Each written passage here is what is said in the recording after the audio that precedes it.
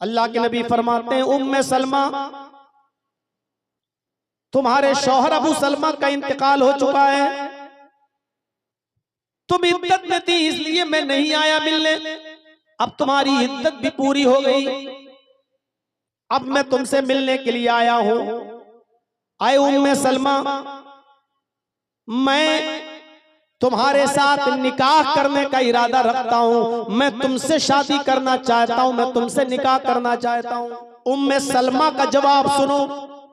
उम्मे सलमा कहती हैं, अल्लाह के नबी, आप किसी औरत को निकाह का पैगाम दें और वो औरत आपके पैगाम को ठुकरा दे, उससे ज्यादा बदनसीब कौन होगी? उससे ज्यादा बदनसीब औरत कौन होगी? लेकिन ये सच है कि आपसे जो औरत निकाह न करे वो बदनसीब है, लेकिन हकीकत यह है कि मैं आपके साथ निकाह करने की पोजीशन में नहीं हूं, मैं आपके साथ निकाह नहीं कर सकती। ओफो, जो चीज बताने जा रहा हूं गौर से सुनो मेरे भाइयों। उम्मे सलमा कहती हैं, मेरे शौहर बाहर गए और वहां से जब लौटे दूसरे शहर से तो बीमार पड़ गए और रास्ते ही में उनका इंतकाल हो गया। अबू सलमा उसी बीमारी में इंतकाल कर गए। मेरे कानों में खबर पहुंचाई गई, कोई दौड़ता हुआ आया, उसने मुझे बताया कि तुम्हारे शौहर अबू सलमा बीमार पड़ गए थे रास्ते में और उनका इंतकाल हो गया। मैंने अपने शौहर के इंतकाल की जब खबर सुनी तो मैंने यही दुआ पढ़ ली जो मुझे याद थी, इन्ना लिल्लाहि व इन्ना इलैहि राजिऊन। यही दुआ मैंने पढ़ ली, इन्ना लिल्लाहि व इन्ना इलैहि राजिऊन, अल्लाहुम्मा जिरनी फी मुसीबती वखलिफ ली खैरम मिनहा। फिर मिट्टी मेरे घर लाई गई, गुस्ल दिया गया, कफनाया गया और अबू सलमा को दफन कर दिया गया। मैं इद्दत में बैठ गई, मैं इद्दत में बैठ गई, इद्दत करने लगी और जब भी मुझे मेरे शौहर की याद आती तो मैं फिर ये दुआ पढ़ लेती। शौहर की याद आती, ये एक गम था तो मैं ये दुआ पढ़ लेती, यही इन्ना लिल्लाहि व इन्ना इलैहि राजिऊन, अल्लाहुम्मा अजिरनी फी मुसीबती वखलिफ ली खैरम मिना। उम्मे सलमा कहती हैं कि 2-3 महीने गुजर गए, मैं इद्दत में थी। एक दिन मुझे शौहर की याद आई तो मैं ये दुआ पढ़ने लगी। जब मैं दुआ पढ़ने लगी तो मैं इसके तर्जमे पर गौर करने लगी, इसकी मीनिंग पर, मफहूम पर गौर करने लगी। मैं सोचने लगी ऐसा कैसे हो सकता है? इस दुआ का मतलब तो यह है कि हम अल्लाह की तरफ से हैं और अल्लाह ही की तरफ जाना है। आय अल्लाह, मेरी मुसीबत में मुझे बेहतरीन बदला दे, वखलिफ ली खैरम मिनहा, और जो तूने मुझसे छीना है उससे बेहतर बदला मुझे दे, बेहतर चीज अता कर। उम्मे सलमा कहती है, मैं बार बार ये दुआ पढ़ती हूँ कि अल्लाह मुझे उससे बेहतर चीज दे जो तूने मुझसे छीनी है। भला मेरे शौहर से बेहतर कौन हो सकता है? मेरे शौहर जो मुझ पर जान छड़कते थे, मेरे दीवाने थे, मेरी हर परेशानी और हर चीज का ख्याल रखते थे, मेरे शौहर इस दुनिया से इंतकाल कर गए और मैं अल्लाह से दुआ करती हूँ कि अल्लाह मुझे वो चीज दे जो मेरे शौहर से बेहतर हो, मेरे शौहर से बेहतर चीज दे। कैसे हो सकता है? भला इस दुनिया में मेरे शौहर से अच्छा भी कोई होगा? ऐसा कैसे हो सकता है? उम्मे सलमा कहती हैं, मैं दुआ को दुआ की तरह पढ़ती रही और ये सोचती रही कि ऐसा कैसे हो सकता है? भला अबू सलमा से भी ज्यादा कोई मोहब्बत करने वाला, अबू सलमा से भी ज्यादा कोई प्यार करने वाला मुझे मिलेगा क्या? उनसे भी कोई अच्छा इस दुनिया में होगा? उम्मे सलमा कहती हैं कि जब मेरी इद्दत पूरी हो गई, 4 महीने 10 दिन, जब मेरी इद्दत पूरी हो गई तो एक दिन मैं बकरी के चमड़े को, बकरी के खाल को दबागत दे रही थी। अरब के अंदर ये खाले वाले बेची नहीं जाती थी। बकरी ज़िबा की खाल निकाली, उसको दबागत दी, उसको गर्म पानी में बबूल अबूल डालकर उसको गर्म करके उसको साफ किया। या तो मशकीज़ा बना लिया जाता था जो पानी के भरने में काम आता है, या ढोल बना लिया जाता था, या जाय नमाज वगैरह बना ली जाती थी, उसको घर में इस्तेमाल में लाया जाता था। उम्मे सलमा कहती है कि मैं बकरी के खल के चमड़े को दबागत दे रही थी, अचानक मेरे दरवाजे पे दस्तक हुई। मेरी इद्दत खत्म हो गई, अचानक मेरे दरवाजे पर दस्तक हुई। मैंने जल्दी से हाथ धोए और दरवाजे की तरफ में आगे बढ़ी। मैं जल्दी से दरवाजे की तरफ आगे बढ़ी। जैसे ही मैंने दरवाजा खोला तो क्या देखती हूँ कि मेरे सामने जनाबे मोहम्मद रसूलुल्लाह सल्लल्लाहु अलैहि वसल्लम खड़े हैं। मेरे सामने मोहम्मद रसूलुल्लाह सल्लल्लाहु अलैहि वसल्लम खड़े हैं। आपने मुझे देखा, कहा अस्सलामु अलैकुम। मैंने भी नबी अकरम के सलाम का जवाब दिया, व अलैकुमुस्सलाम व रहमतुल्लाहि व बरकातुहू। मैंने भी नबी के सलाम का जवाब दिया और फिर आपको घर में अंदर आने की इजाजत दी कि अंदर आइए। अरे अल्लाह के नबी, आप अंदर तशरीफ लाइए। अल्लाह के नबी जब घर के अंदर तशरीफ लाए तो खजूर के पत्तों की बनी हुई चटाई बिछी हुई थी। उसी चटाई के ऊपर अल्लाह के नबी बैठ गए। कितनी बेइज्जती होती है। औरतें कहती है, लो साहब इतना अच्छा घर बना लिया, एक सोफा नहीं डाल सकते हो? बाहर के मेहमान आते हैं बेचारे, उनको टूटी फूटी कुर्सियों पे बिठाना पड़ता है। अल्लाह के नबी खजूर के पत्तों की बनी हुई चटाई के ऊपर बैठ गए। हजरत उम्मे सलमा कहती हैं, मेरे पास तकिया था, तकिया चमड़े का तकिया, उसमें खजूर की छाल भरी हुई थी। मैंने वो तकिया चमड़े का जिसमें खजूर के पत्ते या उसकी छाल भरी हुई थी मैंने दे दिया, आप इस पर टेक लगा लीजिए। अल्लाह के नबी उस तकिए पर टेक लगाकर बैठ गए। मैंने पूछा, अल्लाह के नबी मेरे इस गरीब खाने पर आने का मकसद क्या है? आप हमारे घर पे अचानक तशरीफ लाए, आने का मकसद क्या है? अल्लाह के नबी फरमाते हैं, उम्मे सलमा तुम्हारे शौहर अबू सलमा का इंतकाल हो चुका है। तुम इद्दत में थी इसलिए मैं नहीं आया मिलने, अब तुम्हारी इद्दत भी पूरी हो गई, अब मैं तुमसे मिलने के लिए आया हूं। आए उम्मे सलमा, मैं तुम्हारे साथ निकाह करने का इरादा रखता हूं, मैं तुमसे शादी करना चाहता हूं, मैं तुमसे निकाह करना चाहता हूं। आए उम्मे सलमा, तुम्हें अच्छी तरह मालूम है कि इस वक्त अरब का मिजाज क्या है।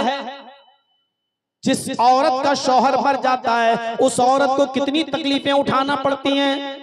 लोग उस औरत को मनहूस समझते हैं कि देखो अपनी जिंदगी में अपना आदमी खा गई, उसकी शादी नहीं होती है, कोई निकाह नहीं करता इस डर से कि एक को तो शादी करके खा गई, दूसरा जो इससे शादी करेगा वो भी मर जाएगा।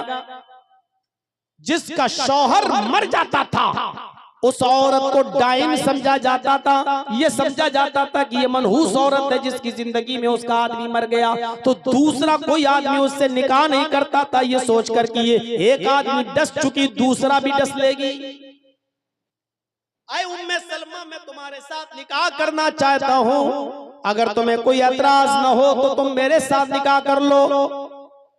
उम्मे सलमा का जवाब सुनो। उम्मे सलमा कहती हैं, अल्लाह के नबी आप किसी औरत को निकाह का पैगाम दें और वो औरत आपके पैगाम को ठुकरा दे, उससे ज्यादा बदनसीब कौन होगी? उससे ज्यादा बदनसीब औरत कौन होगी? लेकिन ये सच है कि आपसे जो औरत निकाह न करे वो बदनसीब है, लेकिन हकीकत ये है कि मैं आपके साथ निकाह करने की पोजीशन में नहीं हूं, मैं आपके साथ निकाह नहीं कर सकती।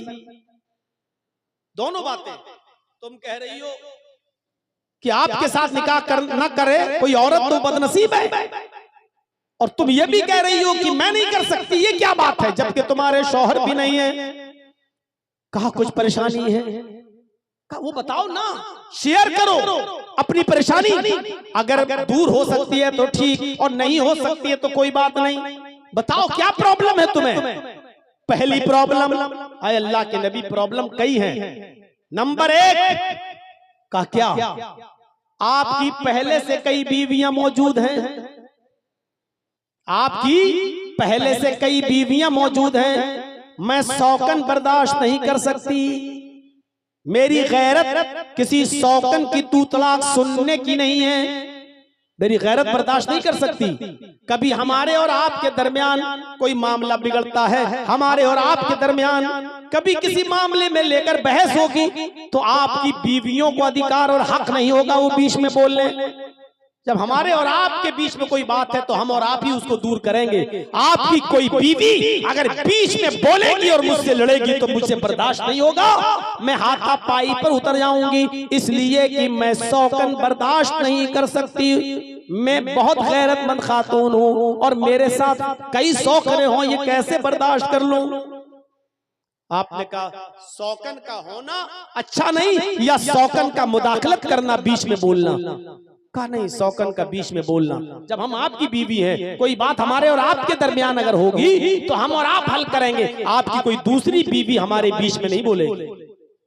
आपने कहा ठीक है, मैं अल्लाह से दुआ करूंगा, अल्लाह ऐसी नौबत ही नहीं लाएगा कि कोई दूसरी बीवी हमारे और तुम्हारे बीच में बोले। इंशाअल्लाह मैं किसी और बीवी को अपने और तुम्हारे मामले में बोलने की इजाजत नहीं दूंगा। आए उम्मे सलमा, ये मैं वादा करता हूं कि मेरे और तुम्हारे दरमियान कोई तीसरी बीवी इंटरफियर नहीं करेगी, कोई दूसरी बीवी नहीं बोलेगी। अच्छा, ये तो पहली प्रॉब्लम थी। कहा दूसरी प्रॉब्लम भी है। कहा क्या? वो भी बोलो। कहा दूसरी प्रॉब्लम ये है, क्या अल्लाह के नबी शादी जिस मकसद से की जाती है मैं उस मकसद के लायक नहीं हूं। शादी के बाद ये होता है कि कोई बच्चों की पैदाइश हो, बच्चे बढ़े, नस्ल बढ़े। मैं बुढ़ापे की उस उम्र को पहुंच चुकी हूं, इस उम्र में अब मैं बच्चे पैदा करने के लायक नहीं हूं। मैं शादी की उस उम्र को क्रॉस कर चुकी हूं, इसलिए आप अगर इस मकसद से शादी करना चाहते कि नस्ल बढ़े तो मैं आपको पहले बता देती हूं कि बच्चे पैदा करने की मैं पोजीशन में नहीं हूं।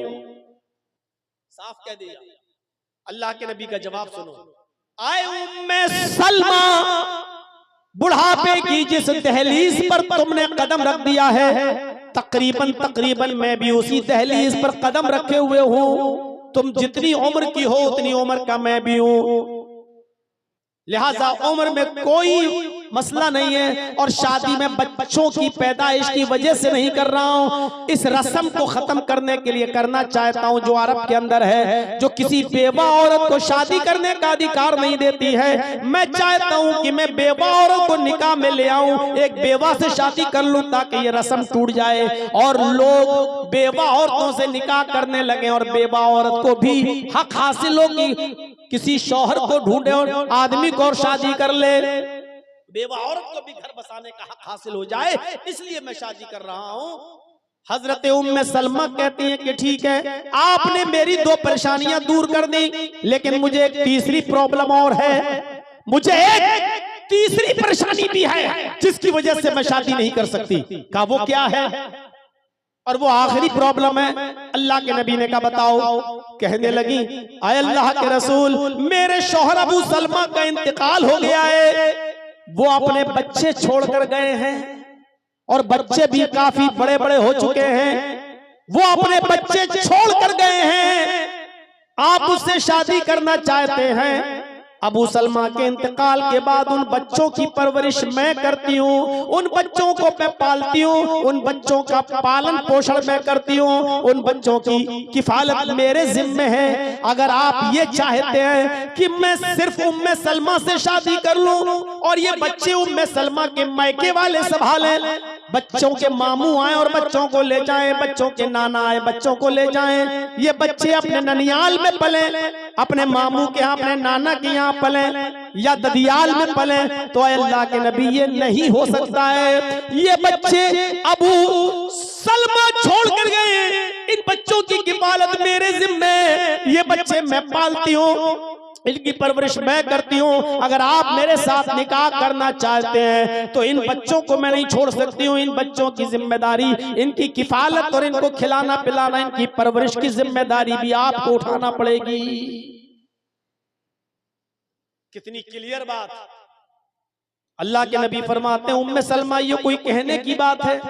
जब तुम मुझसे निकाह कर लोगी तो तुम्हारे बच्चे भी मेरे बच्चे होंगे, उनकी परवरिश करना, उनको पालना, उनको बड़ा करना, उनको अच्छी तरबियत देना, ये भी मेरी जिम्मेदारी होगी। इन बच्चों की किफालत मैं करूंगा। जब ये तीनों शर्तें अल्लाह के नबी ने मान ली तो उम्मे सलमा ने निकाह भी कर लिया और मोहम्मद रसूलुल्लाह की वो बीवी बन गई।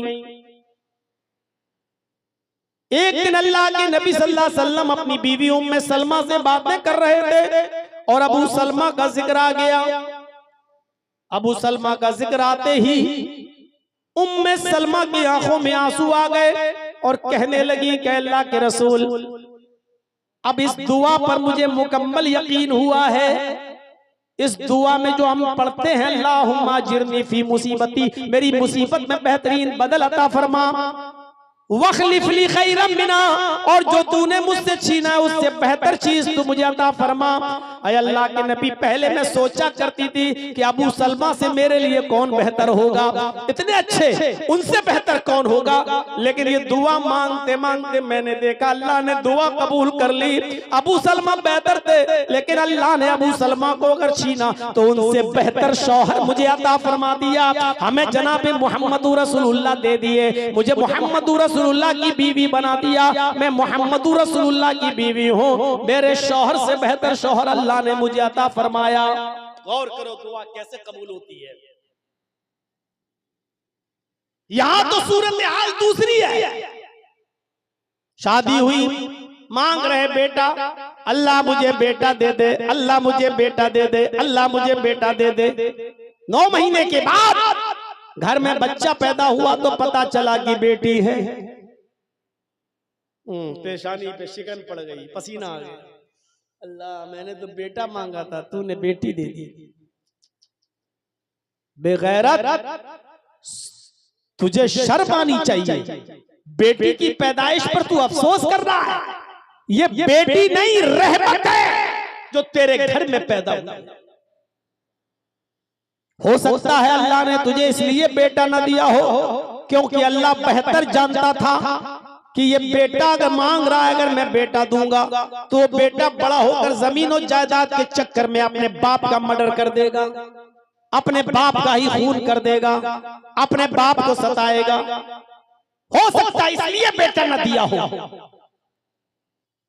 यही आदमी बेचारा जिसको बेटा नहीं मिला, रोता रहा, परेशान रहा, जिंदगी भर कहता रहा अल्लाह मैंने बेटा मांगा, तूने बेटी दे दी। अभी वो बच्ची बिचारी जवानी की दहलीज पर कदम रखी, 15-16 साल की हुई, अभी शादी नहीं हुई। अचानक बाप का एक्सीडेंट होता है, पैर टूट गया,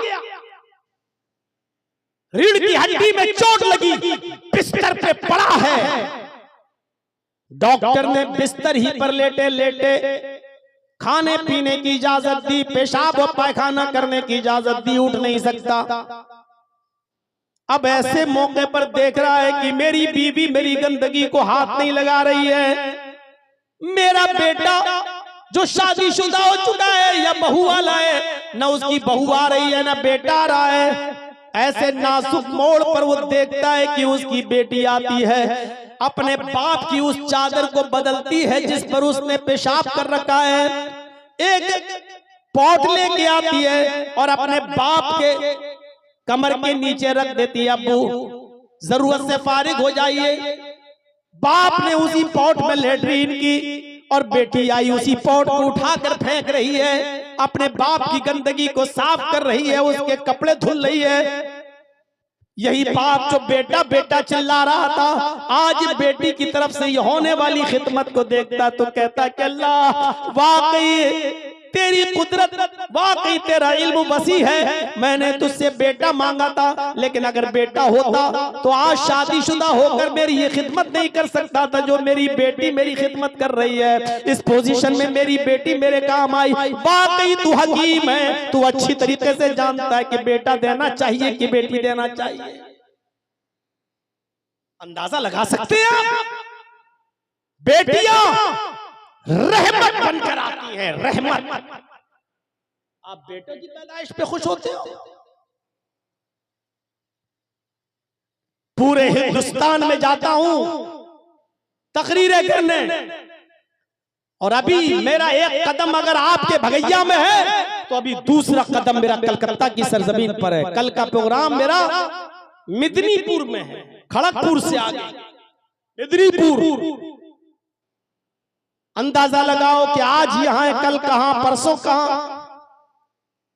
शेख बता रहे थे कि सन 1996 में तकरीर की, ये 29-30 साल का जमाना जो गुजरा है, इस 30 साल तकरीरों के जमाने में मेरे भाइयों पूरे हिंदुस्तान के चप्पे चप्पे में जा चुका हूं। ऐसे ऐसे माँ बाप को जानता हूं जिन्होंने मेरी खिदमत की है, जिन्होंने मुझे खिलाया पिलाया है। 5 साल के बाद उनके घर गया तो पता चला कि वो नहीं है इस दुनिया में। मोहल्ले वालों से पूछा गया तो पता चला कि उनकी औलाद ने, उसके बेटे ने अपने बाप को मार डाला। जमीन और जायदाद का झगड़ा हुआ, उसी बंटवारे को लेकर इतना झगड़ा हुआ कि गर्दन दबा दिया, बेटा अपने बाप को मार डाला। आज तक ऐसा किस्सा नहीं सुना कि किसी बेटी ने भी अपने बाप को मारा हो। बेटियां रहमत बनकर आती हैं और आप उनको जहमत समझते हो। परेशानी क्या है? ओफो, लड़की हुई, अब कम से कम 10, 12, 15 लाख रुपए का जहेज वहेज इकट्ठा करो, बारातियों का इंतजाम करो। प्रॉब्लम ये है, अब ये 3 अप्रैल को मेरी बेटी की भी शादी थी, यही 3 अप्रैल को। आज 18 अप्रैल है, 16, 17 यानी अब तो 12 बजे के बाद 18, यही 3 अप्रैल को मैंने अपनी बेटी की शादी की। जाइए पूछिए इटावा वालों से और जाइए मंजर देखिए, ना बारातियों का पता था, ना चोरों का पता था, ना डकैतों का पता था, ना हल्दी वाले आए, ना सगाई हुई, न मंगनी लगी, न पक्की कराई हुई, न दहेज जहेज दिया गया, कुछ नहीं।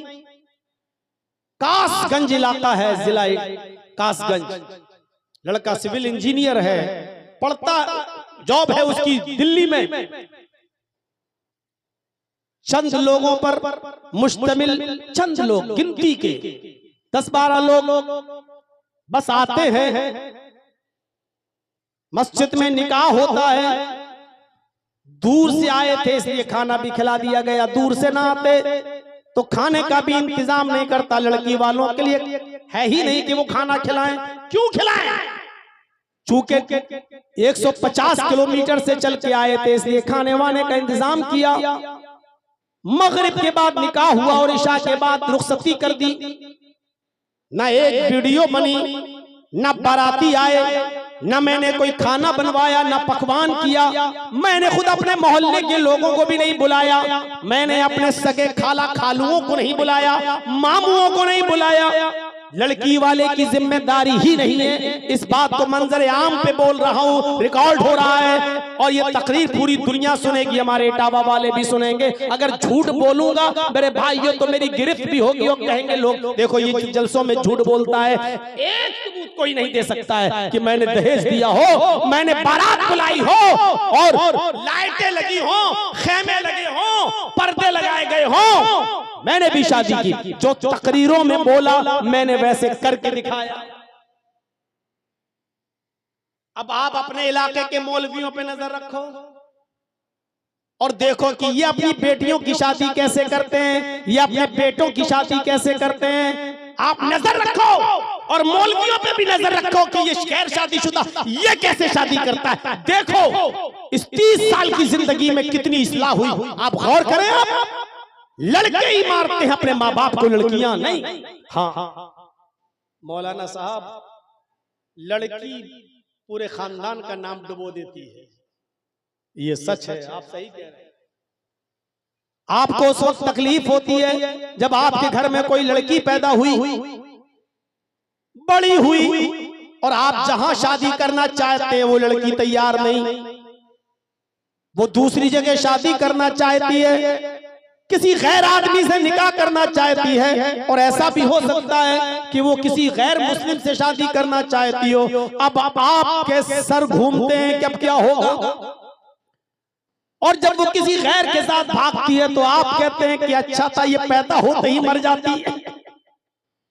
तो इसमें लड़की का कसूर नहीं है, जो भाग रही है किसी गैर के साथ, इसमें कसूर है आपकी तरबियत का, इसमें कसूर है आपकी परवरिश का। आपने अपनी बेटी को वो तरबियत ही नहीं दी, क्यों गई गैर मुस्लिम के साथ, क्यों भागी वो किसी मुसलमानी के साथ, लेकिन भागकर शादी क्यों की, क्यों? इसमें गलती आपकी रही, आपने उसको एंड्रॉयड मोबाइल दे दिया। ले बेटी 30,000 का मोबाइल है ओप्पो का, ले विवो का, ले सैमसंग का, सिम भी दे दी, नेट पैक भी डाल दिया। अब वो आपकी बेटी चला रही है, फेसबुक भी चला रही है, मैसेंजर भी चला रही है, व्हाट्सएप भी चला रही है। पढ़ने के लिए भी आपने ऐसा स्कूल उसका चॉइस किया जहां लड़के और लड़कियां दोनों बैठ के पढ़ रहे हैं। इंटरवल में स्कूल की कैंटीन में बनी हुई होटल पे लड़के और लड़कियां दोनों बैठकर चाय पी रहे हैं। अब तेरी लड़की किसी गैर के साथ भागेगी नहीं तो क्या तेरी आरती उतारेगी? तरबियत आपने गलत दी तो लड़की फिर उसका कसूर क्या है?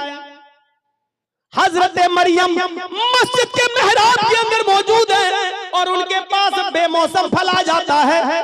हजरत मरियम के पास बेमौसम फल आ जाता है, जिस फल का मौसम नहीं वो। हजरत जकरिया ने देखा ये फल, कहने लगे आए मरियम ये फल कहां से आए तेरे पास? अन्ना लके हाजा, आए मरियम ये फल तेरे पास कहां से आए? सेब का मौसम नहीं, सेब कहां से आया? आम का मौसम नहीं, आम कहां से आया? लीची की फसल नहीं, लीची कहां से आई? अंगूर का मौसम नहीं, अंगूर तेरे पास कहां से आ गया? आए मरियम बता ये फल कौन लाया तेरे पास? हजरत मरियम जवाब देती हैं क़ालत हुआ मिन इंदिल्लाह, आए मेरे सरपरस्त, आए मेरी परवरिश करने वाले, मुझे खिलाने पिलाने वाले, मेरा ख्याल रखने वाले, आए ज़करिया, ये तमाम की तमाम नेमतें अल्लाह के पास से आई हैं, कोई फरिश्ता रख कर गया है। आप गलत ना समझो, मेरा किसी लड़के के साथ कोई गलत ताल्लुक नहीं है, ये कोई मुझे ताल्लुक में नहीं दे गया, कोई लड़का नहीं दे गया, ये सारी नेमतें मुझे अल्लाह की तरफ से मिली हैं। हजरत ज़करिया ने कैसी परवरिश की थी और उससे पूछ रहे हैं ये फल कहां से आया? किससे? ज़करिया किससे पूछ रहे हैं? मरियम से। कौन मरियम? जिनको अल्लाह ताला ने बगैर शौहर के बेटा दिया ईसा, वो मरियम जिनके पेट से बगैर शादी के बगैर शौहर के मरियम को बेटा दिया ईसा। जब उनके ऊपर इल्जाम लगा कि मरियम जानिया बदचलन ने बगैर शादी के बच्चा पैदा कर दिया, तो मरियम की पाक दामनी का ऐलान अल्लाह रब्बुल आलमीन ने किया कि नहीं, मरियम पाक दामन है, ईसा अल्लाह के कलमे से पैदा हुए, अल्लाह के हुक्म से पैदा हुए हैं, मरियम गलत नहीं है, मरियम गलत नहीं है। जिनकी पाक दामनी का ऐलान अल्लाह ने किया, जब उससे सवाल हो सकता है, जिसके पाक दामन होने का ऐलान अल्लाह ने किया, जब उससे पूछा जा सकता है कि ये फल तेरे पास कहां से आए, तो आए लड़कियों के माँ बाप, तुम अपनी बेटियों से क्यों नहीं पूछ सकते हो ये कपड़ा कहां से आया, ये दुपट्टा कहां से आया, ये मोबाइल कहां से आया, मोबाइल में ये कवर कहां से आया? तेरे मोबाइल में बैलेंस नहीं था, इस मोबाइल में बैलेंस किसने डाला? क्या तुम अपनी बच्चियों से, अपनी बेटियों से ये सवाल नहीं कर सकते? और नहीं करोगे तो तुम्हारा नाम डुबोएंगी और गैरों के साथ भागेंगी, तुम्हारी आरती नहीं उतारेंगी। तरबियत जहां लड़कियों के लिए, लड़कों के लिए भी होनी चाहिए, लड़कियों पर भी नजर हो तो लड़कों पर भी नजर हो। हजरत यूसुफ अलैहिस्सलातु वस्सलाम को उनके सारे भाई लेकर गए, चलो, और जंगल में ले गए और सबने सलाह करके यूसुफ को कुएं में फेंक दिया और दूसरी कमीज उतारी और उसमें खून लगा कर ले आए और घर पे आके कह दिया बाप से, याकूब से, यूसुफ को हमने अपने सामान के पास छोड़ दिया था और यूसुफ को भेड़िया खा गया। भेड़िए ने नोच डाला यूसुफ को। याकूब अलैहिस्सलाम समझ गए, कुर्ते का खून देखा, सूंघा, समझ गए न ये कुर्ता वो है और न ये खून बकरी का, ये तो रंग लग रहा है। वो यूसुफ के कुर्ते को अच्छी तरीके से पहचानते थे, इन लोगों ने, भाइयों ने यूसुफ को जब फेंका तो कुर्ते समेत फेंका, लेकिन जब कुएं में फेंक दिए तो बाद में याद आया कि अब बाप को सबूत क्या देंगे, तो एक दूसरी कमीज, दूसरा कपड़ा उसी रंग का खरीद के उसमें रंग लगा लाए, कलर लगा लाए, बिदमिन कज़िब, झूठा खून लगा लाए और अपने बाप को पेश किया। लेकिन बाप ने कुछ नहीं कहा, वो समझ गए न कमीज वो है न खून असली है। लेकिन बेटों से कुछ नहीं कहा, सब्र करते रहे, सब्र करते रहे और अपने बेटे के लिए दुआ मांगते रहे। और इधर हाल ये हुआ कि यूसुफ अलैहिस्सलाम को एक काफिला आया, उसको पानी निकालना था, कुएं में उसने डोल डाला और जब खींचा तो यूसुफ अलैहिस्सलाम उसी डोल में बैठ गए।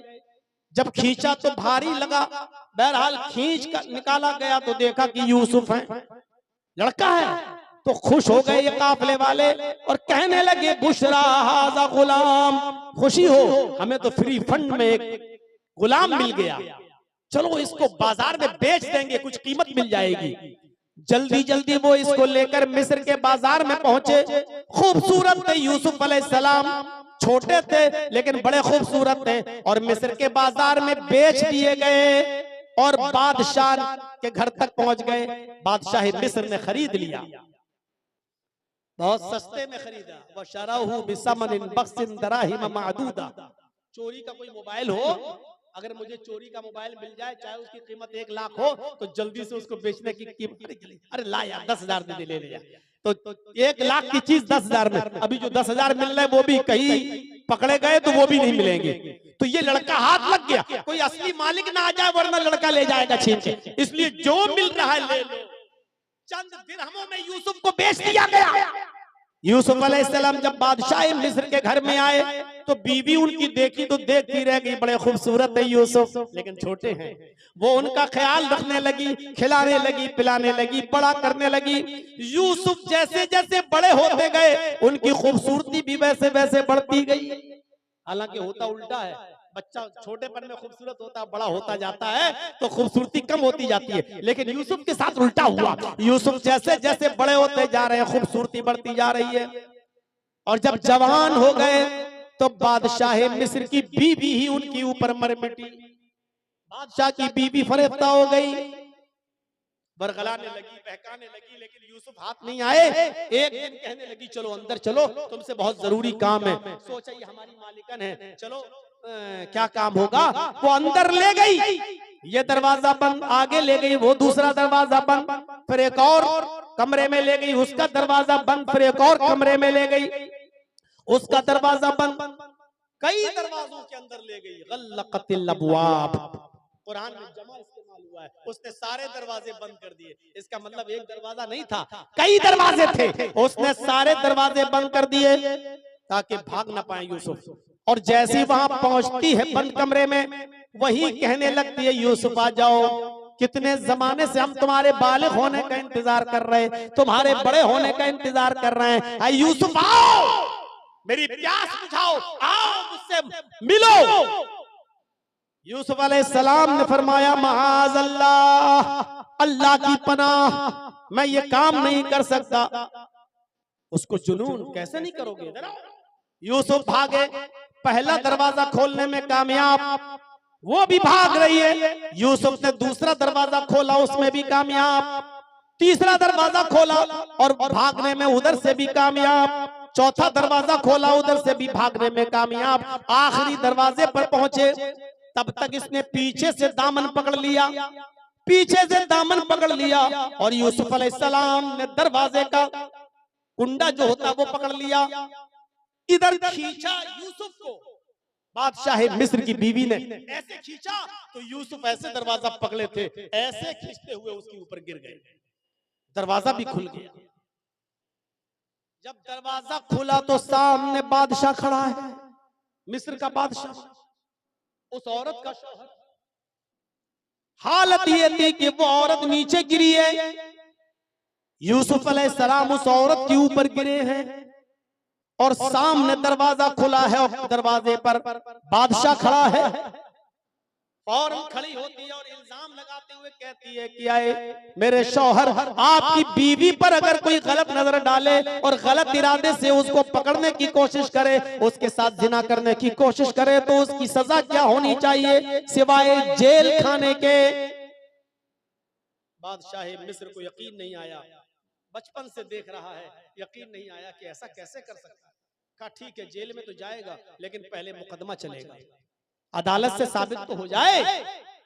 जब मुकदमा दायर किया गया तो बादशाह के करीबी जज ने जो फैसला सुनाया वो ये सुनाया कि आए बादशाह सलामत, यूसुफ सच्चा है या झूठा, तेरी बीवी सच्ची है या झूठी, तो उसको पहचानने का एक ही तरीका है, यूसुफ का कुर्ता देखा जाए, यूसुफ की कमीज देखी जाए। अगर वो कमीज पीछे से फटी है तो यूसुफ सच्चा है, तेरी बीवी झूठी, और अगर वो कमीज आगे से फटी है तो यूसुफ झूठा है और तेरी बीवी सच्ची।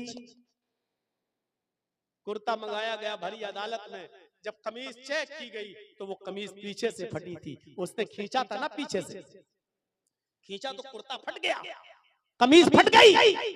तो बादशाह ने समझ लिया, कहने लगा कि तुम औरतों की चालें बड़ी खराब हुआ करती हैं, बड़ी धोखेबाज होती है तुम औरतें, और एक बेगुनाह बेकसूर को तुम जेल में डलवाती हो, जेल में डलवा रही थी। तौबा कर, इस्तिगफार कर, और आइंदा ऐसी गलती मत करना। बादशाह ने नजरअंदाज कर दिया, लेकिन इस फैसले के बाद बादशाह की बीवी बदनाम हो गई, सारी औरतों में चर्चे हो गए, मिस्र की औरतों में। लो एक नौकर को, एक गुलाम को दिल दे बैठी, एक गुलाम से उसने दिल लगी कर ली, एक गुलाम से के पास जाकर गलत काम करने के लिए चली गई। बताओ, घर का नौकर उसके साथ। जब ये बदनामी वो बर्दाश्त न कर सकी तो उसने सारी मिस्र की औरतों की दावत कर दी, दस्तरखान बिछा दिया, सबके सामने प्लेटें रख दी, प्लेटों में फल रख दी और फल को एक एक छुरी रख दी, और इन औरतों से कहा कि फलों को काटो। मिस्र की औरतें जब फल काटने लगी तो यूसुफ से बादशाह की बीवी ने कहा है, यूसुफ इन औरतों के सामने से गुजर जाओ, इन औरतों के सामने से निकलो।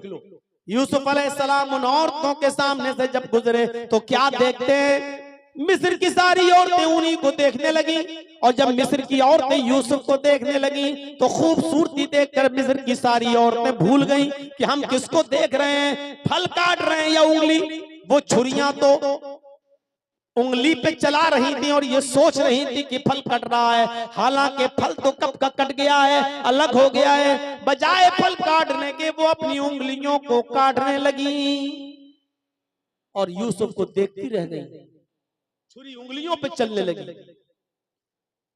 कहने लगी माँ हाज़ा बशरा, ये इंसान नहीं है, ये तो कोई फरिश्ता नजर आता है। अब बादशाह की बीवी ने कहा, और तो बताओ तुम्हारा दिल इस नौजवान पर आया या नहीं आया? आ गया, हम खुद इसके दीवाने हो गए। अभी तो सिर्फ बादशाह की बीवी दीवानी थी, अब जितनी औरतों ने देखा सब उसकी दीवानी। बादशाह की बीवी बोली, अब तुम ही बताओ कि मैं अपने दिल को कैसे समझाऊं, तुमने तो एक झलक देखी है, तुम इसकी दीवानी हो गई हो। मेरे घर में तो छोटा था तब से पल रहा है और मैं इसके बालिग होने का इंतजार करती रही, और जब ये बालिग हुआ तो मैं इससे अपनी उम्मीद पूरी करने के लिए इसको बुलाने लगी, तो इसने मना कर दिया। तुमने एक झलक देखी तो तुम अपने आप को कंट्रोल नहीं कर पा रही हो। मेरे दिल से पूछो कि मैं कैसे कंट्रोल करके रहती हूँ। और सबके सामने ऐलान कर रही है ये औरत, बादशाह की बीवी, सुन लो, अगर इस लड़के ने, इस आदमी ने अगर मेरी ख्वाहिश पूरी नहीं की, मेरी बात न मानी, तो जिंदगी भर जेल में सड़ेगा, जिंदगी भर जेल खाने में कैद करवा दूंगी, इल्जाम लगा लगा कर इसको जेल पहुंचा कर मानूंगी और पूरी जिंदगी इसकी जेल में गुजर जाएगी। अब यूसुफ अलैहिस्सलाम के सामने दो रास्ते थे, या तो बादशाह की बीवी की बात मान ले और पांचों उंगली घी में। भाई बादशाह की बीवी अगर उसको सपोर्ट करने लगे तो कितना वो आराम में होगा, कितने आराम से जिंदगी गुजारेगा। या तो फिर बादशाह की बीवी की बात ना माने तो जिंदगी भर जेल में। अब यूसुफ सोचने लगे कि मैं क्या करूं। बात नहीं मानता तो जेल खाना, और बात मान लेता हूं तो हरामकारी। मैं क्या करूं? अपनी नजरें आसमान पे डाली और कहा, अल्लाह इन दो रास्तों में मैं जिस रास्ते को पसंद करता हूं वो तुझसे मांग रहा हूं। रब्बिस्सिज्नु अहब्बु इलैया मिम्मा यदऊननी इलैहि। आय अल्लाह, मैं जेल में रहना ज्यादा पसंद करूंगा, लेकिन वो काम नहीं करूंगा जिस काम की तरफ ये औरत मुझे बुला रही है। और ये मिस्र वालियां मुझसे गलत काम लेना चाहती हैं, मैं वो काम नहीं करूंगा। इससे बेहतर है कि मेरी पूरी जिंदगी जेल में गुजर जाए। यूसुफ अलैहिस्सलाम ने परेशानी वाला रास्ता उठाना गवारा कर लिया कि मैं जेल में जाऊंगा। आखिरकार जब बादशाह मिस्र की बीवी की बात न मानी तो उसने भी इल्जाम लगाकर यूसुफ अलैहिस्सलाम को जेल भिजवा दिया। अब यूसुफ अलैहिस्सलाम जेल में गुजारते अपनी जिंदगी, तकरीबन 7 साल जेल में गुजारते हैं, तकरीबन 7 साल जेल में गुजारते हैं। अब वहां ख्वाब की ताबीर बताते हैं। उस यसना में बादशाह ने भी ख्वाब देखा। हजरत यूसुफ ने ताबीर बता दी। बादशाह ने कहा, जिसने ये ताबीर बताई वही मुल्क के मिस्र को कहत से और परेशानी से बचा सकता है, लिहाजा उसको जेल से छुड़ाया गया बादशाह के हुक्म पर। और बादशाह ने यूसुफ अलैहिस्सलाम को मुल्क के मिस्र का बादशाह बना दिया। अब मिस्र की बादशाहत यूसुफ अलैहिस्सलाम के हाथ में आ गई। अब गौर कीजिए कितना जमाना गुजर गया। बचपन में कुएं में फेंके गए, कुएं से निकाल कर मिस्र के बाजार में बेचे गए। मिस्र के बाजार में बेचने के बाद तकरीबन 15 साल तक, जब तक बालिग नहीं हो गए तब तक बादशाह के घर में पले। और 15 साल यानी 20 साल के हो जाने के बाद बादशाह की बीवी ने गलत इल्जाम लगाया तो जेल में डलवाया। तकरीबन 7 साल जेल में रहे। 27 साल इतनी लंबी मुद्दत अपने बाप से अलग रहे। और बाप का हाल ये है कि अल्लाह मेरा बेटा, अल्लाह मेरा बेटा। याकूब अलैहिस्सलाम दुआ मांग मांग के उनकी आंखें अंधी हो गई। दुआ मांगते मांगते, आंसू बहाते बहाते वो बीना बीना हो गए। जब मुल्क के बादशाह बन गए हजरत यूसुफ, तब उनको याद आया, कहने लगे कि अब सही वक्त है मुझे अपने बाप को याद करने का, सही वक्त है मुझे अपने बाप को अपने यहाँ बुलाने का। तो जो कमीज बचपन में, जिस कमीज को पहनकर वो कुएं में फेंके गए थे, जो कमीज हजरत यूसुफ संभाल के रखे थे, उसी कमीज को हजरत यूसुफ ने निकाला। और कमीज निकालने के बाद मिस्र के कुछ लोगों को भेजा, जाओ उस बस्ती में जाओ, वहां एक बूढ़ा आदमी तुम्हें मिलेगा, उसका नाम याकूब होगा। उस याकूब को बोल देना कि मिस्र के बादशाह ने तुम्हें ये कुर्ता, ये कमीज भेजी है, बाकी बातें उनको याद आ जाएंगी। मिस्र के कुछ लोग यूसुफ का कुर्ता लेकर जब दूसरे मुल्क पहुंचे और वहां याकूब अलैहिस्सलाम से मिले, अभी तक इन लोगों को ये नहीं मालूम था कि यूसुफ ने हमें जहां भेजा है वो यूसुफ का बाप है और यूसुफ उसका बेटा है। अभी किसी को नहीं मालूम, बादशाह को भी नहीं मालूम। जब ये लोग मिस्र से चलकर उस मुल्क में आए जहां याकूब रहते थे और याकूब अलैहिस्सलाम से मुलाकात की, तो कहा कि मिस्र के बादशाह ने ये कुर्ता आपको दिया है। जैसे उस कुर्ते को हजरत याकूब अलैहिस्सलाम ने सूंघा, अल्लाह से दुआ की, आंखों की रोशनी वापस आ गई। इस कुर्ते को देखा तो पहचान गए कि ये तो मेरे बेटे का कुर्ता है, ये तो यूसुफ अलैहिस्सलाम पहना करते थे। उसको सूंघा तो यूसुफ अलैहिस्सलाम की महक उनको अच्छी तरीके से सूंघने में आ गई। कहने लगे, ये कुर्ता तुम्हें किसने दिया? कहा बादशाह ने। कहा उसका नाम क्या है? कहा यूसुफ। तो याकूब अलैहिस्सलाम ने कहा क्या वो जिंदा है? कहा हाँ। जो सवाल किया उस सवाल को सुनिएगा मेरे साथियों। आए मिस्र वालों, कैफ़ तरक्तहू, तुमने यूसुफ को किस हाल में छोड़ा, कैसे छोड़ा, कहां छोड़ा, किस पोजीशन में छोड़ा? पहला सवाल, किस हाल में? मिस्र वालों ने कहा किस हाल में? किस हाल में पूछते हो? तरकतुहु मलिका मिस्र। अरे उसके तो मजे ही मजे हैं। इस वक्त वो मिस्र का बादशाह है। इस वक्त यूसुफ मिस्र का बादशाह है। तरकतुहु मलिका मिस्र, मैंने मुल्क मिस्र के बादशाह की हालत में छोड़ा है।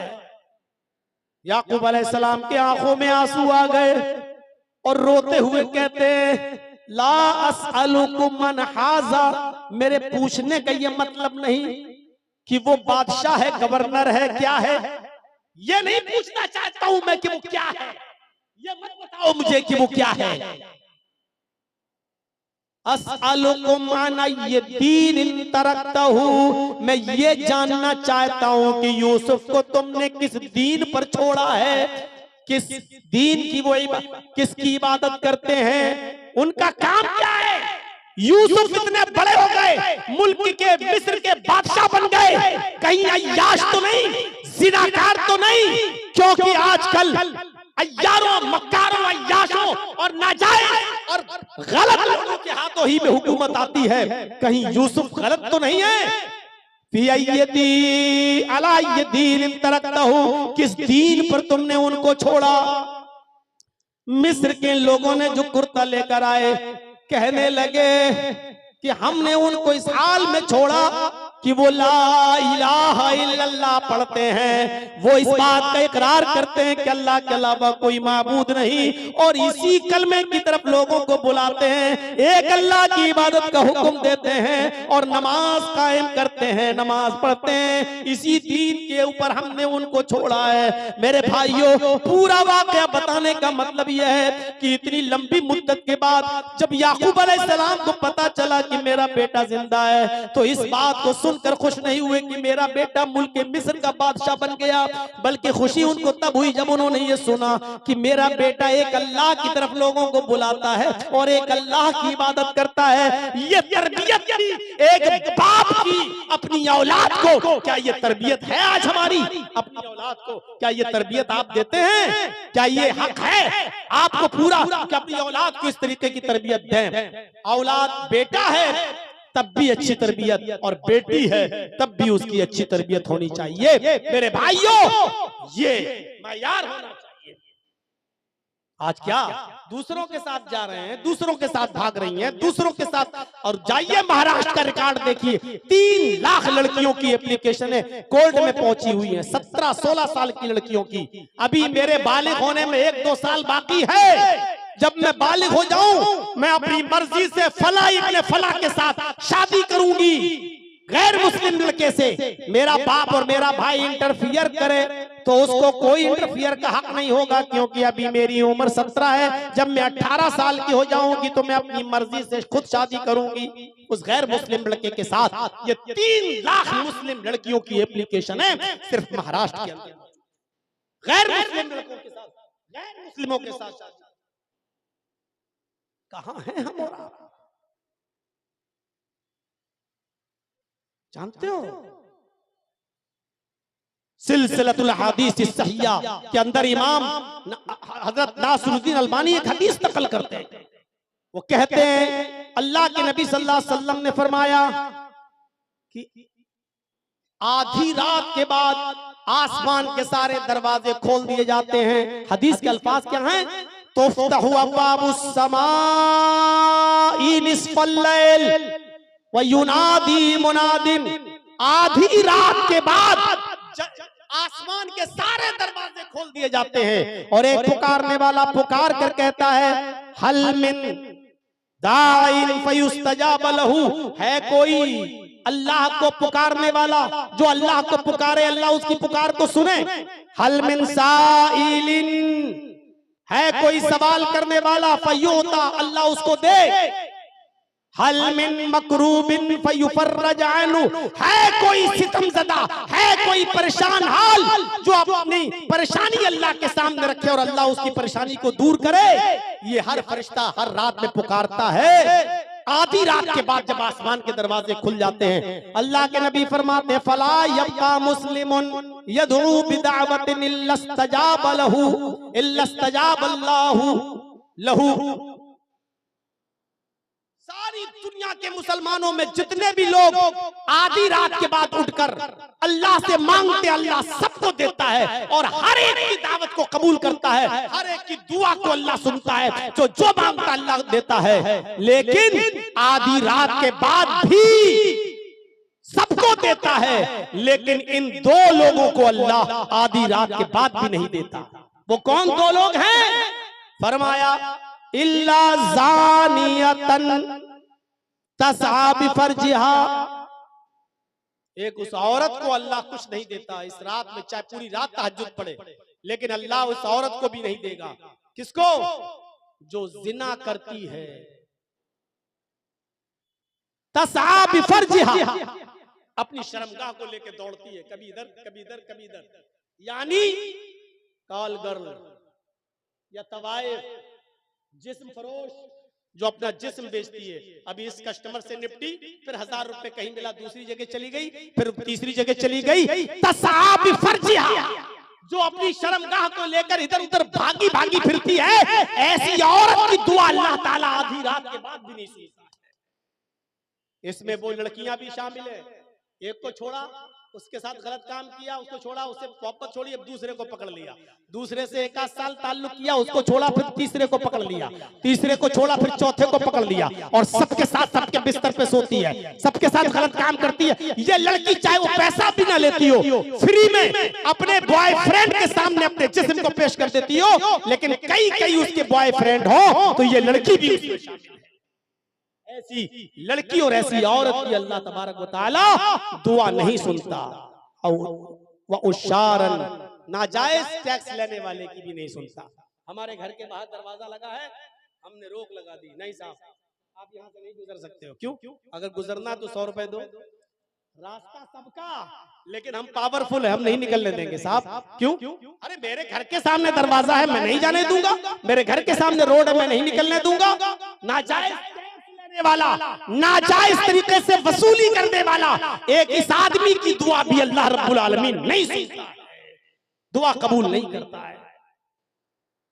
मेरे नौजवानों, आखिरी चीज बता रहा हूं तुम्हें, सुनते चलो। जिस तरह लड़कियां आज बिगड़ रही हैं समाज और सोसाइटी के अंदर, लड़के भी आज उनका माहौल खराब है।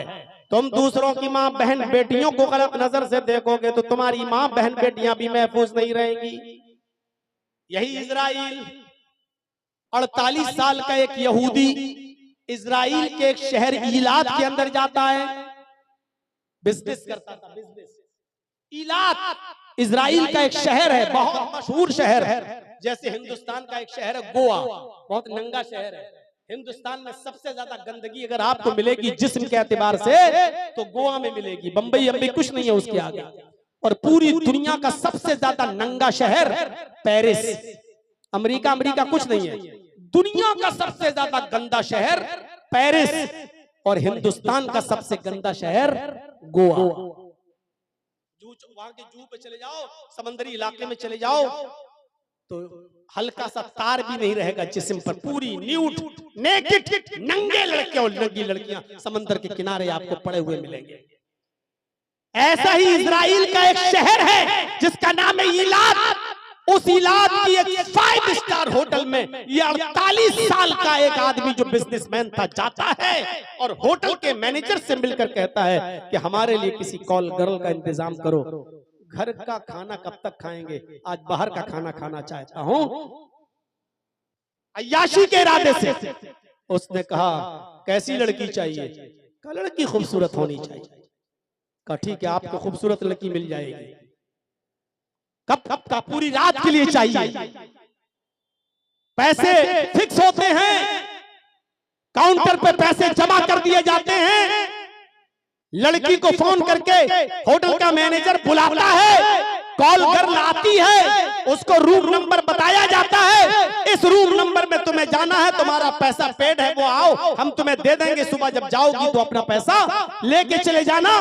वो होटल में जैसे ही बेल बजाती है, अंदर से आदमी 48 साल के आदमी की आवाज आती है, दरवाजा खुला हुआ है, तुम अंदर आ सकती हो। जैसे ही लड़की ने दरवाजा खोला, अंदर घुसती है, लड़की के बाप की जब उस आदमी की नजर उस लड़की पे पड़ती है तो उसको हार्ट अटैक पड़ जाता है, उसको दिल का दौरा पड़ता है, वो आदमी जमीन के ऊपर गिर पड़ता है। इसलिए कि उसने जब गौर से देखा तो पता चला कि ये काल गर्ल कोई और नहीं, उसकी अपनी सगी बेटी।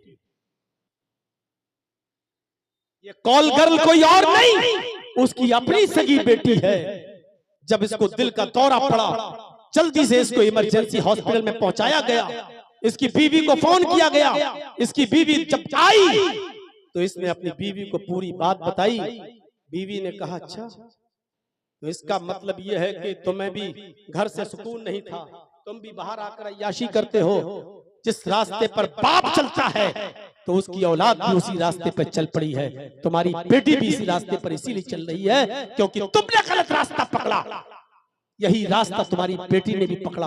अब मुझे तुमसे तलाक चाहिए। और आखिरकार उस औरत ने अपने आदमी से तलाक ले ली।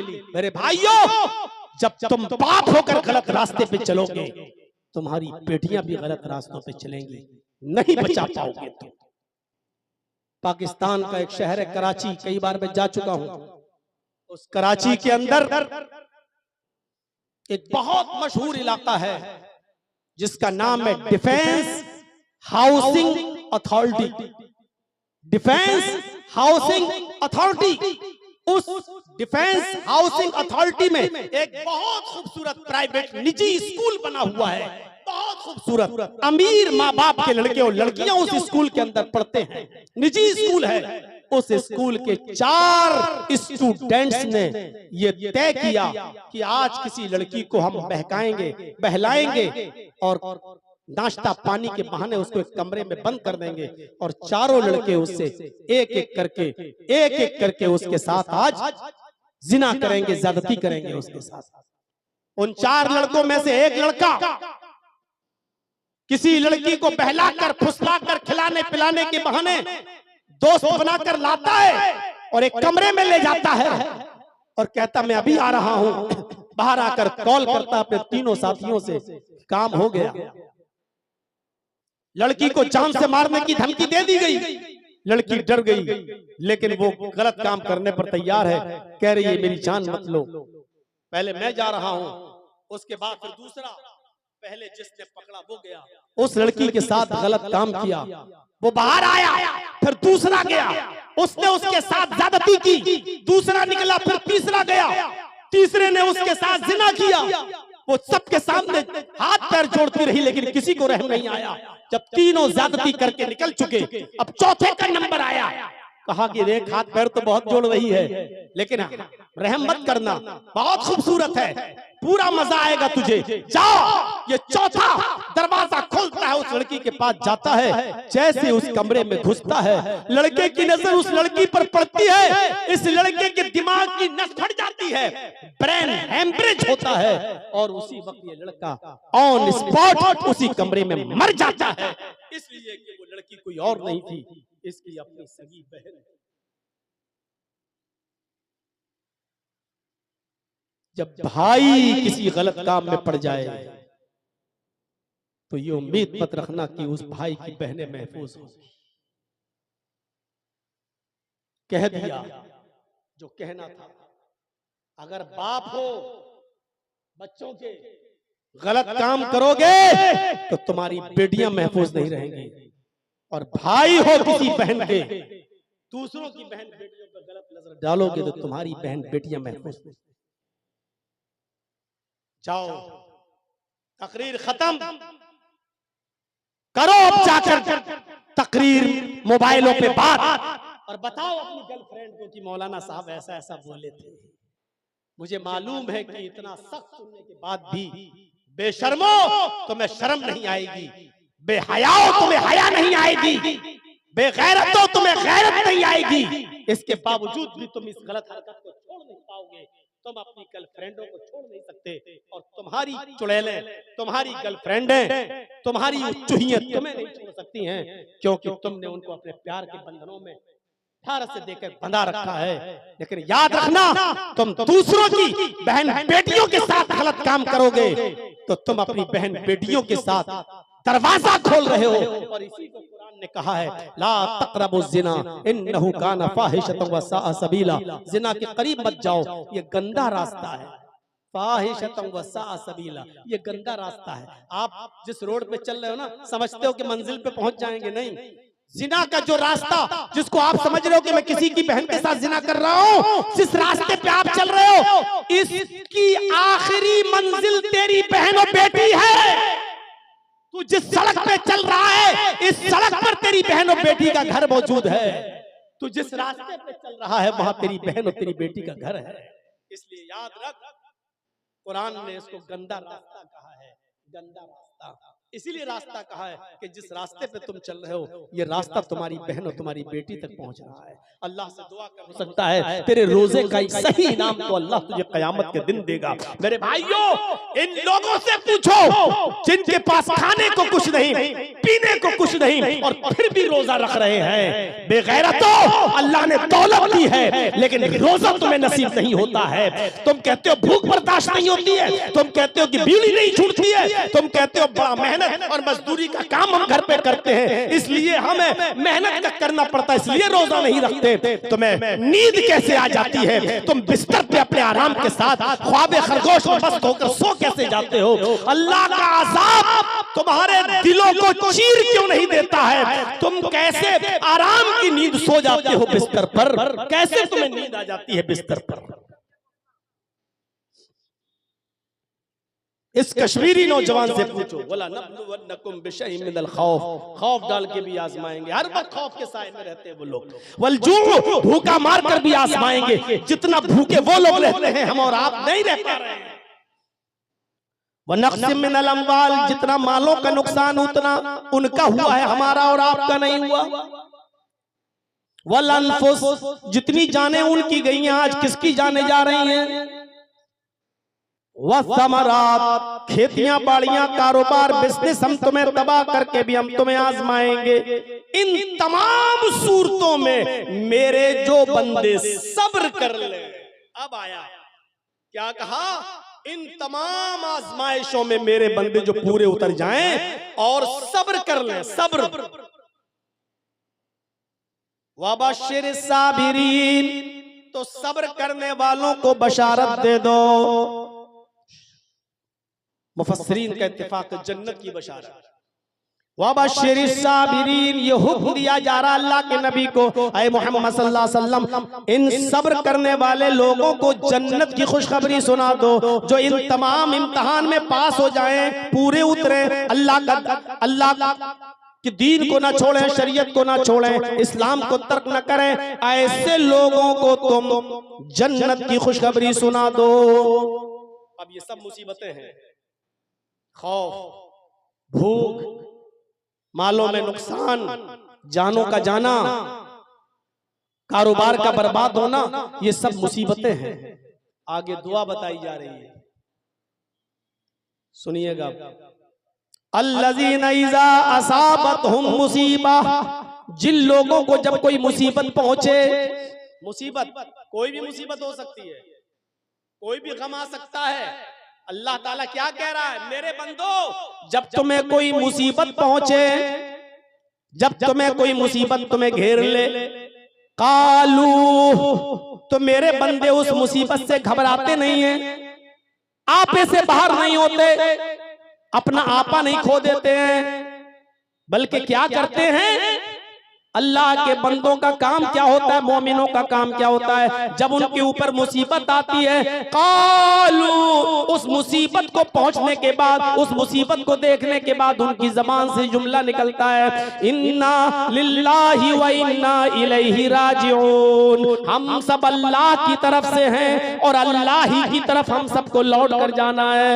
हम सब अल्लाह ही की तरफ से हैं और अल्लाह की तरफ लौट कर जाना है। बड़ी बदकिस्मती ये है हमारी और जहालत ये है हमारी कि हम ये समझते हैं कि ये कोई मर जाए तो मरने की खबर सुनो तब ये दुआ पढ़ो, इन्ना लिल्लाहि व इन्ना इलैहि राजिऊन। ये हमारी जहालत है। ये अलग बात है कि मौत भी एक मुसीबत है, गम का पहाड़ टूटता है मौत की खबर सुनकर, तो उस वक्त भी ये दुआ पढ़ी जा सकती है, लेकिन सिर्फ मौत ही गम लेकर नहीं आती है। मौत ही गम लेकर नहीं आती, खौफ का माहौल पैदा हो जाए ये भी गम है। इन्ना लिल्लाहि व इन्ना इलैहि राजिऊन। कोई बहुत बड़ी परेशानी आ जाए, इन्ना लिल्लाहि व इन्ना इलैहि राजिऊन। रात में कोई अहम काम कर रहे हो, अचानक लाइट चली जाए, ये भी एक मुसीबत है। इन्ना लिल्लाहि व इन्ना इलैहि राजिऊन। 1 लाख रुपए का मोबाइल खरीदा, साफ एप्पल का फोन है, आईफोन है, अभी 2 ही दिन हुए, खो गया, चोरी हो गया, कहां चला गया पता चला, मोबाइल गायब, कोई चीज खो गई। इन्ना लिल्लाहि व इन्ना इलैहि राजिऊन। ये सब दुआ पढ़ी जाती है, पढ़ना चाहिए। अल्लज़ीना इज़ा असाबतहुम मुसीबा, जब मुसलमानों को कोई तकलीफ पहुंचती है, कोई मुसीबत उनके पास आती है, तो ये घबराते नहीं हैं, उस मुसीबत को मोस्ट वेलकम कहते हैं, उस मुसीबत का स्वागत करते हैं और कहते हैं इन्ना लिल्लाहि व इन्ना इलैहि राजिऊन। अल्लाह तो कह रहा है कि मुसलमान तो वो है कि मुसीबत से घबराता नहीं है, बल्कि मुसीबत के मौके पर वो अल्लाह पर तवक्कुल करता है। अल्लाह के नबी जनाब मोहम्मद रसूलुल्लाह गारे सौर में है, अबू बकर कह रहे हैं कि काफिर हमारे पहाड़ी तक आ गए। अल्लाह के रसूल अगर ऐसे झांक कर देखेंगे तो हम पकड़ लिए जाएंगे। अल्लाह के नबी घबराए नहीं। कितनी बड़ी मुसीबत जो मोहम्मद को जिंदा पकड़ के लाएगा, उसको 100 ऊंट इनाम दिए जाएंगे। 100 ऊंट के लालच में लोग पीछा कर रहे हैं मोहम्मद रसूलुल्लाह को पकड़ने का। आप जिस गार में छिपे हैं, उस गार तक पकड़ने वाले काफिर आ चुके हैं। अगर देख ले तो अल्लाह के नबी की इसका सर दिखाई दे जाए, लेकिन अल्लाह ने उनकी आंखों पे पर्दा डाल दिया, वो अल्लाह के नबी को देख नहीं सके। इतनी बड़ी मुसीबत नबी के ऊपर, लेकिन अल्लाह के अबू बकर कह रहे हैं अल्लाह के नबी वो हमारे सर पर। अल्लाह के नबी क्या कह रहे हैं? ला तहज़न इन्नल्लाह माअना। ऐ अबू बकर घबराओ नहीं, अल्लाह हमारे साथ है। ऐ अबू बकर घबराओ नहीं, अल्लाह हमारे साथ है। यानी मुसीबत आई, घबराए नहीं। मोमिन का शेवा ये होता है कि जब उसके पास मुसीबत आए तो वो घबराए नहीं, बल्कि क्या पढ़े, इन्ना लिल्लाहि व इन्ना इलैहि राजिऊन। अब एक वाकया सुनाता हूं बुखारी से, दिलचस्प। देखिए दुआ है, हम सब अल्लाह ही की तरफ से और अल्लाह ही की तरफ लौट के जाना है। दुआएं आजकल हम पढ़ते कहाँ हैं, बस बहस करते हैं।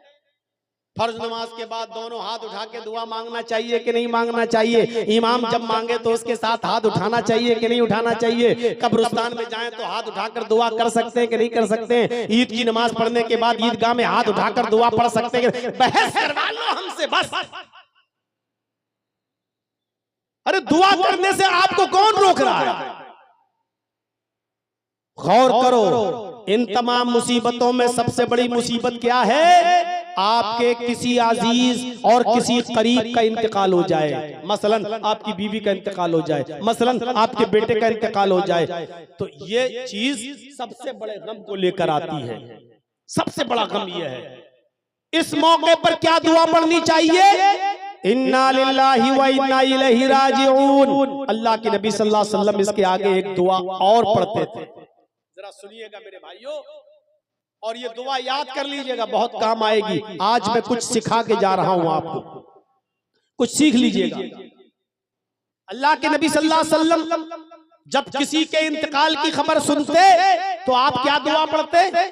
इन्ना लिल्लाहि व इन्ना इलैहि राजिऊन।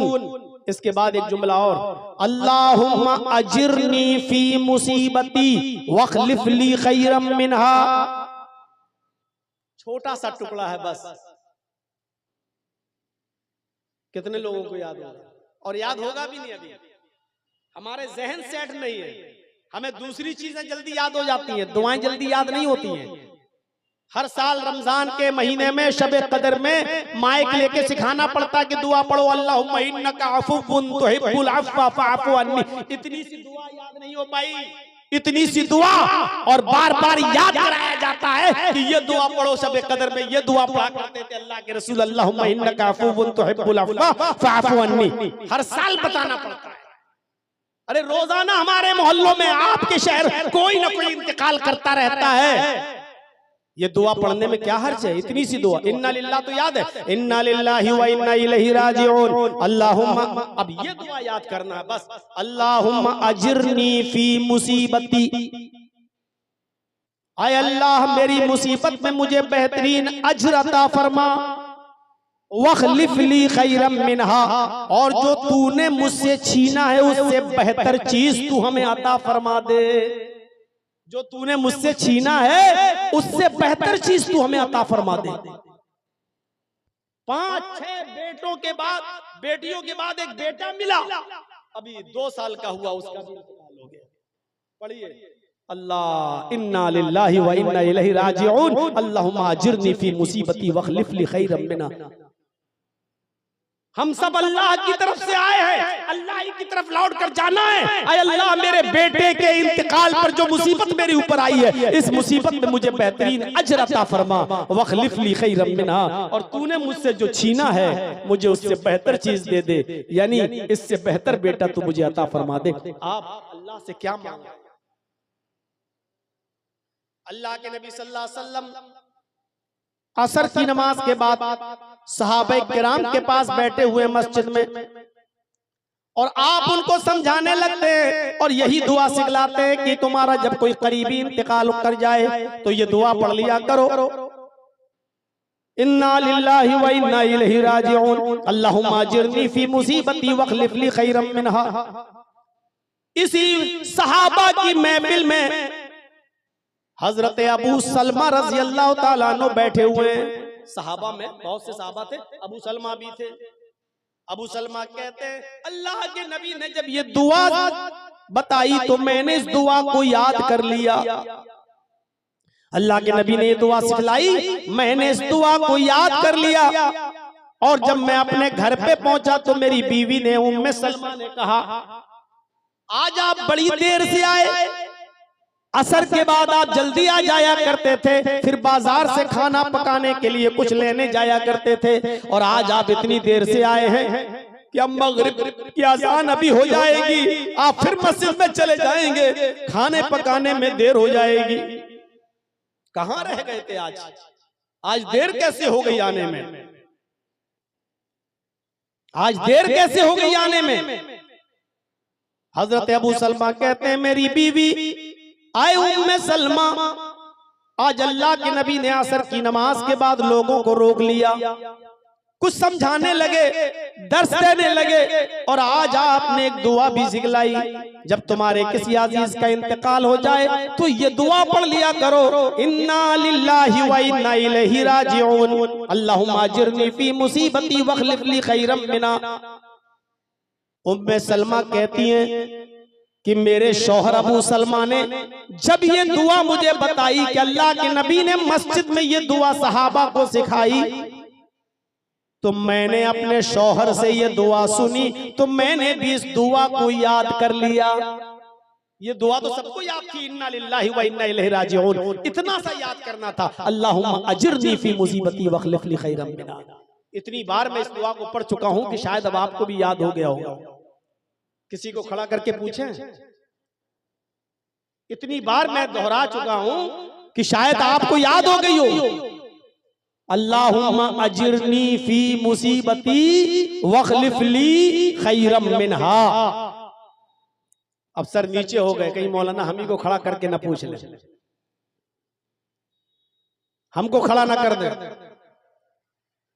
इतनी सी दुआ हजरत उम्मे सलमा कहती है मैंने याद कर ली, जब किसी का इंतकाल होता मैं ये दुआ पढ़ लेती। 6 महीने गुजर गए, 8 महीने गुजर गए, 1 साल गुजर गया। मेरे शौहर कपड़े का बिजनेस करते थे, कपड़ा दूसरे शहर में ले जाया करते थे, बेचते थे, और वहां से कुछ चीजें खरीद के लाते थे, अपने शहर में बेचा करते थे। मेरे शौहर बिजनेस करते थे दूसरे शहर में जाकर। एक दिन मेरे शौहर बिजनेस के लिए निकले और वहां पहुंच गए, और वहां से बहुत सा सामान लेकर जब मेरे घर की तरफ आए, अपने शहर की तरफ जब चलने लगे, तो रास्ते में बीमार पड़ गए। अबू सलमा बीमार पड़ गए। ओफो, जो चीज बताने जा रहा हूं गौर से सुनो मेरे भाइयों। उम्मे सलमा कहती हैं मेरे शौहर बाहर गए और वहां से जब लौटे दूसरे शहर से तो बीमार पड़ गए और रास्ते ही में उनका इंतकाल हो गया। अबू सलमा उसी बीमारी में इंतकाल कर गए। अल्लाह से दुआ करता हूं इस्लाह मुआशरे पर होने वाले इस प्रोग्राम को पर खत्म करने के बाद मुझे इतनी उम्मीद नहीं थी कि इतना थकने के बाद और इतना गशी और चक्कर आने के बाद मैं इतनी देर बोल दूंगा। 2 घंटे हो गए, 2 घंटे मेरे भाइयों, 5 मिनट बाकी हैं। 1:15 पे बोला था और 3:15 हो रहे हैं। 2 घंटे मैंने खींच दिए। अल्लाह से दुआ करता हूं कि अल्लाह तू हमारा इम्तिहान मत ले, और अगर तू हमारा इम्तिहान लेता है तो इस इम्तिहान में पूरा उतरने की हमें तौफीक अता फरमा, हमारे मुआशरे की इस्लाह फरमा, हमें जिनाकारी से बचा ले, हमें अपने बेटे और बेटियों की तरबियत करने की तौफीक अता फरमा। बारिलाह, जब तक तू हमें जिंदा रख, इस्लाम पे जिंदा रखना सवाल है, जब तक तू हमें जिंदा रख इस्लाम पर रखना, और जब हमारा खात्मा हो तो ईमान पर हमारा खात्मा फरमाना। वमा अलैना इल्लल बलागुल मुबीन व आखिरु दअवाना अनिल हम्दुलिल्लाहि रब्बिल आलमीन। अस्सलामु अलैकुम व रहमतुल्लाहि व बरकातुहू। सवाल और जवाब के लिए आप लोग किसी मुफ्ती साहब को बुलाया कीजिए, जो जिस काम का स्पेशलिस्ट हो उससे वही काम लेना चाहिए। आपको हार्ड पड़ता है तो हार्ड स्पेशलिस्ट के पास जाते हो, होम्योपैथिक दवा के पास नहीं। तो जो जिस फन का माहिर हो उससे वो काम लिया करिए। हम तकरीर वाले फन के हैं, हमसे तकरीर वाला काम लीजिए। जो जिस फन का माहिर हो उससे वो काम लीजिए। माफ कीजिएगा, मैं मुफ्ती नहीं हूँ, इसलिए आपके किसी सवाल का जवाब मैं नहीं दे सकता। अल्लाह ताला से दुआ है कि अल्लाह ताला हमें